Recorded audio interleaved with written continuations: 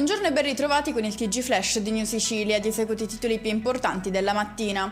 Si è svolta questa mattina al Teatro Pirandello la cerimonia di inaugurazione di Agrigento Capitale della Cultura 2025, presente all'evento il Capo dello Stato, Sergio Mattarella, insieme ad altre autorità istituzionali, civili e religiose. Ci spostiamo a Catania per nuovi aggiornamenti in merito all'omicidio avvenuto nei giorni scorsi al Fortino. Il killer, Calogero Michael Romano, è stato ripreso dalle telecamere di videosorveglianza. Dalle immagini si vede il giovane che attende l'arrivo di qualcuno e poi impugna una pistola, pronto ad aprire il fuoco.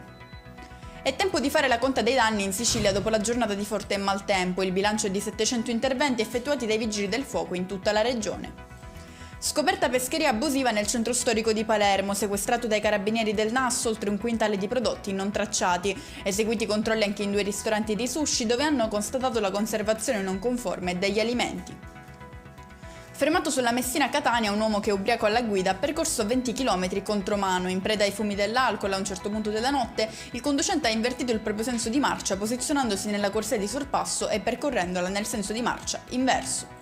E con questo è tutto, prossimo appuntamento più tardi alle 19:30, grazie per averci seguito, buon proseguimento di giornata.